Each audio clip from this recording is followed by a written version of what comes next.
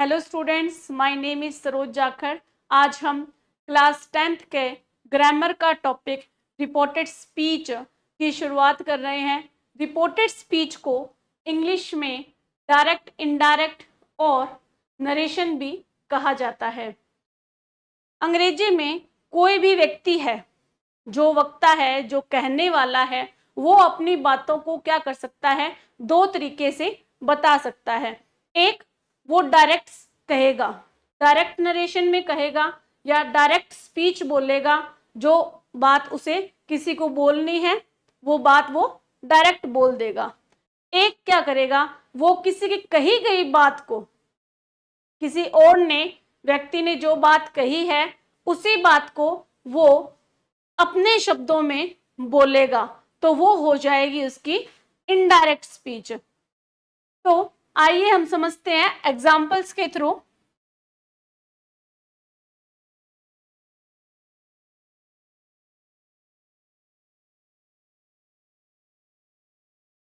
What is direct and indirect narration. अब आप सोच रहे होंगे कि ये मैंने यहाँ नरेशन वर्ड भी लगा दिया, तो नरेशन का मीनिंग हम समझ लेते हैं। ये है डायरेक्ट और इनडायरेक्ट नरेशन का ही पार्ट है। इसे हम ओवरऑल भी नरेशन कह सकते हैं, डायरेक्ट इनडायरेक्ट स्पीच भी कह सकते हैं और रिपोर्टेड स्पीच भी कह सकते हैं। तो नरेशन का मीनिंग देखते हैं हम एक तरीके से। पहले नरेशन जो वर्ड है वो एक वर्ड है नरेट, इससे निकल के आया है। नरेशन कौन से शब्द से निकल के आया है? नरेट शब्द से निकल के आया है। और नरेट का मीनिंग होता है टू टेल, किसी को बताना। नरेट का मतलब है बताना। तो कोई भी व्यक्ति है वो अपनी बातों को क्या करेगा, बताएगा। एक तो किस वे में बताएगा, डायरेक्ट वे में बताएगा, डायरेक्ट स्पीच बोलेगा, वो डायरेक्ट तरीके से बोलेगा। एक तो प्रत्यक्ष रूप से बोलेगा हिंदी में कहे तो, और एक वो क्या करेगा, इनडायरेक्ट वे में बोलेगा। मतलब हम एग्जांपल्स के थ्रू समझते हैं। यहाँ ये लड़की है, इसका नाम है रिया। रिया के द्वारा अगर कोई भी बात बोली जाती है तो वो किस वे में होगी, वो होगी डायरेक्ट स्पीच। रिया ने अगर कोई भी बात बोली है तो वो क्या होगी, डायरेक्ट स्पीच होगी।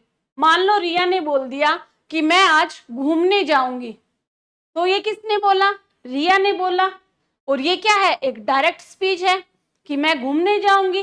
किसने बोला, रिया ने बोला। रिया ने बोला, किसको बोला, अपनी फ्रेंड को बोला, जिसका नाम क्या है, मीना। नाम क्या है इसका, मीना। रिया ने मीना को बोलती है कि मैं आज घूमने जाऊंगी।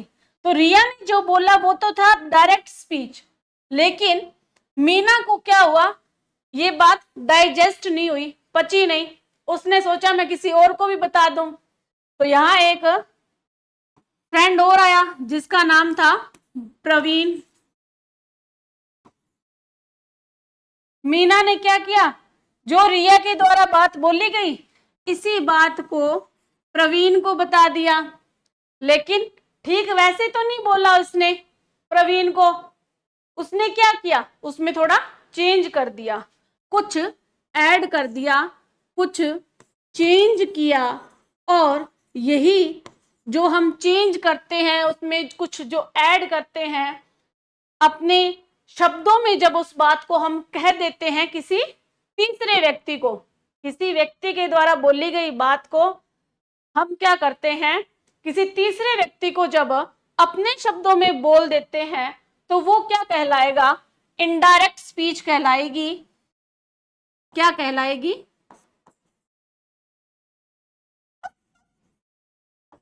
इनडायरेक्ट स्पीच कहलाएगी। रिया ने तो बोला था कि मैं आज घूमने जाऊंगी। मीना ने अपने फ्रेंड प्रवीण को बताया कि वह आज घूमने जाएगी। अगर मीना ये बोलती कि मैं आज घूमने जाऊंगी, तो प्रवीण को लगता कि आज कौन घूमने जाएगी, मीना घूमने जाएगी। बट मीना ने बताया कि वह आज घूमने जाएगी, तो प्रवीण समझ गया कि बात किसकी हो रही है, रिया की बात हो रही है, किसी दूसरे व्यक्ति की बात हो रही है। यह नहीं घूमने जा रही। कौन घूमने जा रही है? रिया घूमने जा रही है। हम आगे और एग्जाम्पल्स देखते हैं। फॉर एग्जाम्पल, जैसे डायरेक्ट स्पीच है, he said he is going to home, कि वह कहता है कि वह घर जा रहा है। उसने बोला था कि वह घर जा रहा है, मतलब किसी व्यक्ति ने बोला था कि वह घर जा रहा है। जब हम उसको इनडायरेक्ट स्पीच में लेके जाएंगे, हम किसी दूसरे व्यक्ति को बताएंगे, तो हम उसे ये बताएंगे ही सेड, कि उसने कहा था कि, दैट हमने क्या किया, इन्वर्टेड कोमा जो थे, जो कि डायरेक्ट स्पीच में यूज होते हैं, डायरेक्ट स्पीच में यूज हो रहे हैं, उसको हमने इनडायरेक्ट स्पीच में लाते टाइम क्या कर दिया, थोड़ा चेंज कर लिया। पहले ही तो हमने क्या कर दिया, इन्वर्टेड कोमा को ही हटा दिया, कि उसने कहा था कि वह घर जा रहा था। ठीक है, यहां हमने क्या किया, एक तो कंजक्शन का यूज कर लिया इन दोनों क्लोज को आपस में जोड़ने के लिए, और यहां हमने क्या कर लिया, टेंस भी चेंज कर दिया इसका। तो हमने क्या किया है, उस बात को एज इट इज नहीं बोला, उसमें क्या किया है, थोड़ा सा परिवर्तन किया है, उसमें थोड़ा चेंज किया है।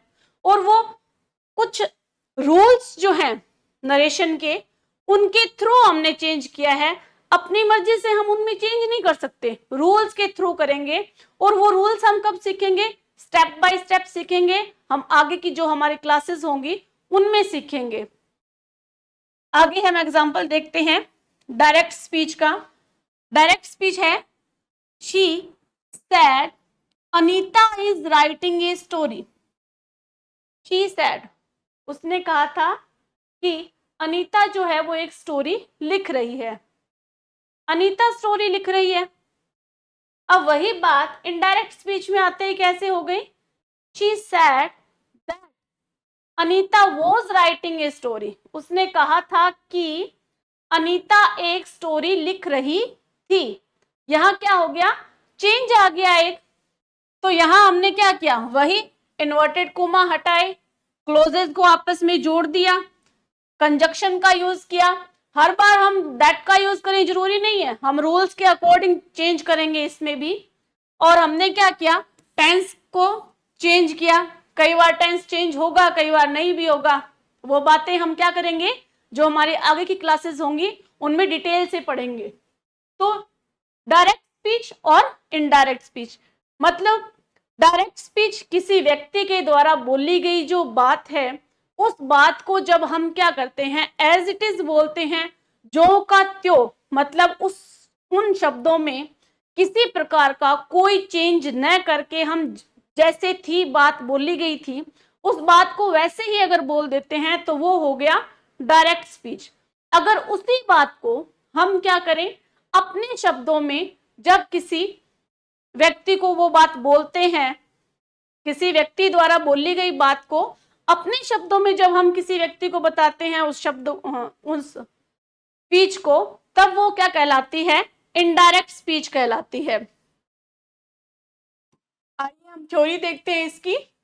डायरेक्ट स्पीच, किसी व्यक्ति के द्वारा कही गई शब्दों को ज्यों का त्यों लिखना या बोलना।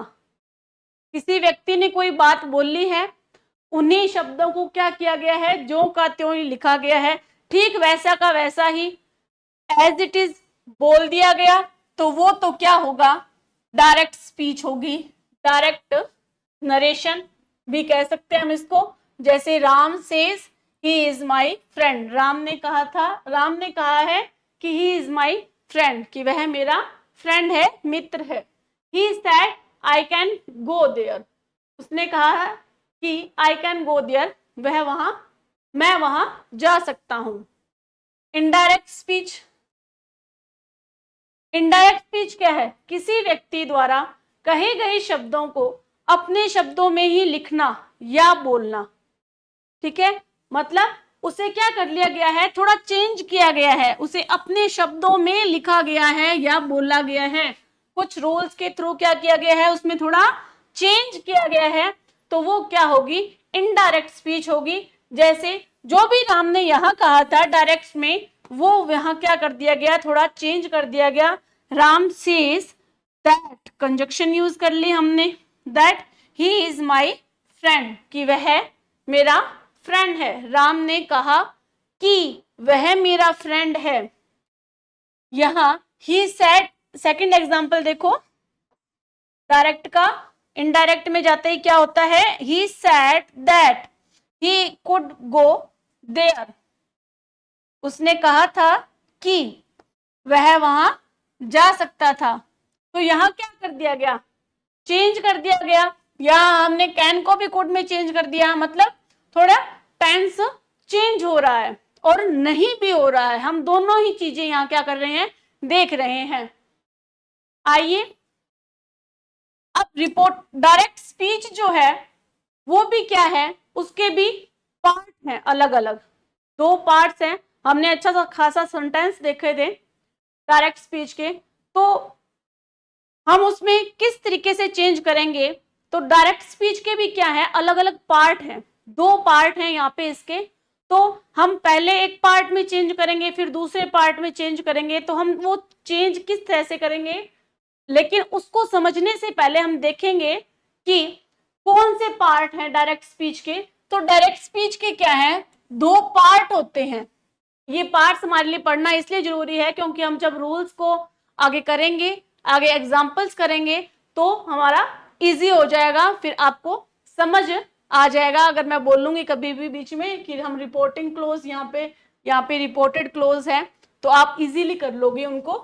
डायरेक्ट स्पीच के क्या होते हैं, दो भाग होते हैं, एक रिपोर्टिंग क्लोज और दूसरा होता है रिपोर्टेड क्लोज। रिपोर्टिंग क्लोज जो इन्वर्टेड कोमा के बाहर है वो हो गया रिपोर्टिंग क्लोज, और जो इन्वर्टेड कोमा के अंदर है वो कहलाएगा रिपोर्टेड क्लोज। रिपोर्टिंग क्लोज की एक क्या होती है, वर्ब होती है। क्लोज में वर्ब होना जरूरी होता है, तो रिपोर्टिंग क्लोज की एक वर्ब होती है।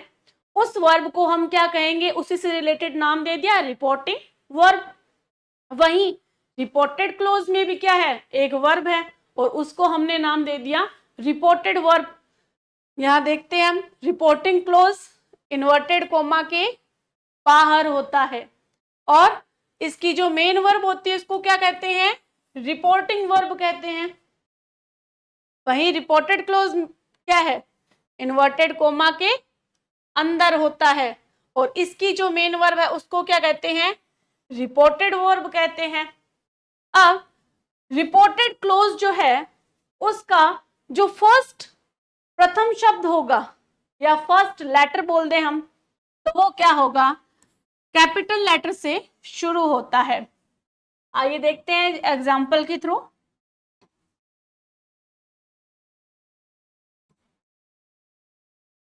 जैसे Maya said Anita is my friend. यहां माया सेड जो है वो क्या है, रिपोर्टिंग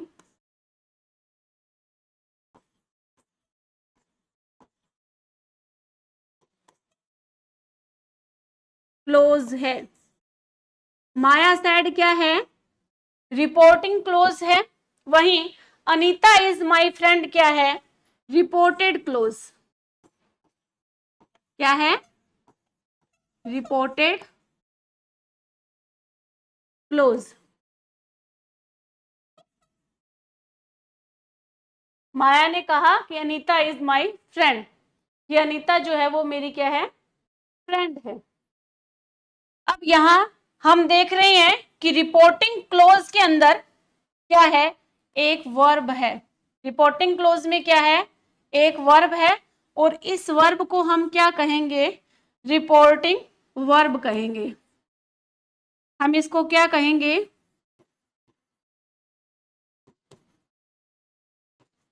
रिपोर्टिंग वर्ब कहेंगे।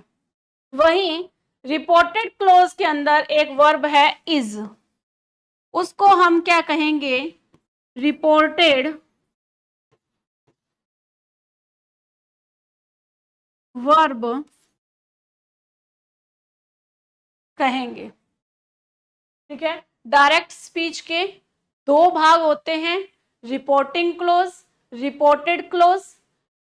रिपोर्टिंग क्लोज इन्वर्टेड कोमा के बाहर होती है और जो रिपोर्ट इन्वर्टेड कोमा के अंदर होता है उसको हम बोलते हैं रिपोर्टेड क्लोज। और इनकी अपनी अपनी क्या होती है, एक एक मेन वर्ब होती हैं। रिपोर्टिंग क्लोज की जो मेन वर्ब होगी उसको बोलेंगे हम रिपोर्टिंग वर्ब, और जो रिपोर्टेड क्लोज की मेन वर्ब होगी उसको हम क्या बोल देंगे, रिपोर्टेड वर्ब।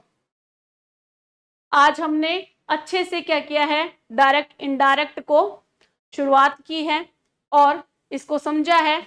आगे हम नेक्स्ट क्लास के अंदर क्या करेंगे, इसके बारे में डिटेल से इसके रूल्स पढ़ेंगे। धन्यवाद।